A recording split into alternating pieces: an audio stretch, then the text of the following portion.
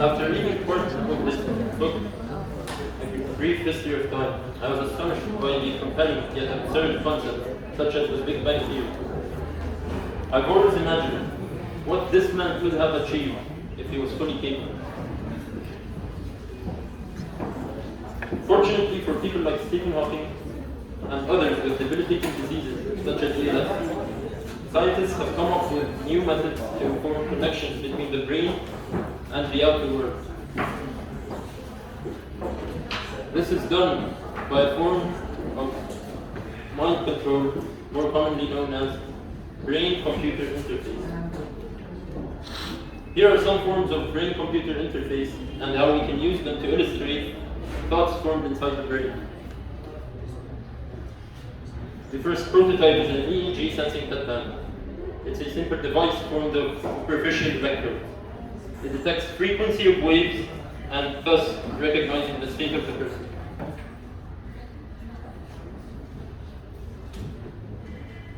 Michael Reeves, a YouTuber, used this device in an attempt to drive a car using mind control. However, one problem he faced was that the device was only able to accelerate or decelerate the car.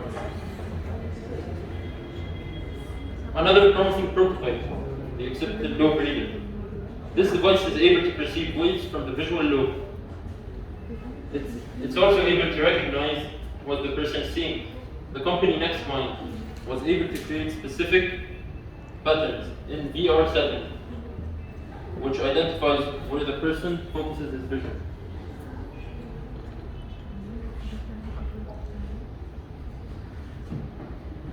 Next, we look at the more ambitious project done by scientists in Stanford University.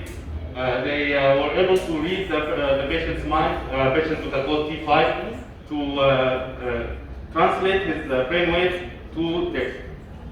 They put two microelectrode arrays on his head lobe area, the B-central gyrus of his frontal lobe, to read his intended hand movements.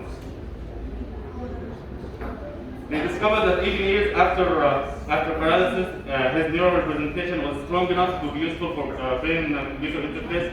So they instructed the patient to attempt to write as if he was holding a pen. Even so, he was quadriplegic.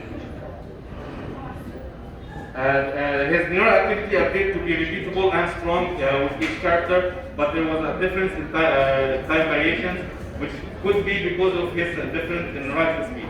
So they used an algorithm to align all the time together, which produced a unique neural representation to each character.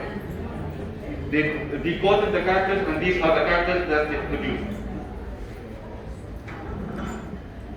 They use a machine learning algorithm called K-nearest neighbor, which grabs all the points and see which point is closer to it. It produced an accuracy of 94.1%. Then they added an AI autocorrect model which skyrocketed the accuracy to 99%. This AI model was a recurrent neural network which uses the probabilities of all previous letters to predict what the entire sentence will be.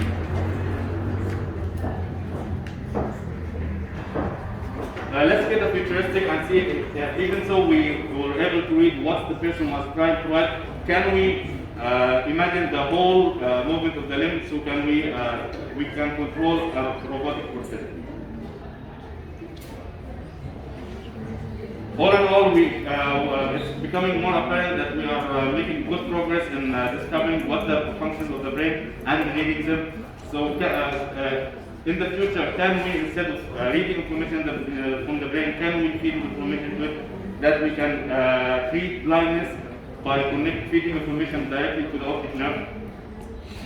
That's the job for our future selves. So this is our representative. Thank you for listening.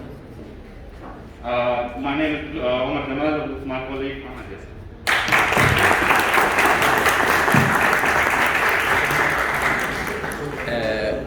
شباب، هو انتوا اللي بتختاروا مواضيع ولا بتنزل لكم؟ انتوا اللي مختارينها صح؟ يعني يكاد يكون هو احدث موضوع اتخيل او اكتر نوع حاجه ما كناش عارف عنها حاجه، ولا انتوا سمعتوها قبل كده؟ سمعتوا كانوا بيتكلموا فيها قبل كده؟ هو كان بيتكلم عن ايه؟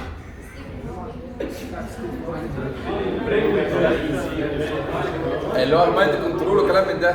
فبصراحه يعني انا احييهم على جرأتهم في اختيار الموضوع. دي محاضره تقترب من محاضره في مؤتمر، كان كلام جديد وكلام ابديتد يعني، فانا احييهم عليه بصراحه. وكان في كلام والبرزنتيشن فيه حاجات كتير ورسومات ومتكلف، فاحنا ممكن حتى نسامحهم على موضوع الايه؟ الايه؟ الخلفيه البيضاء، لكن بيرفكت بصراحه. انا احييهم تاني.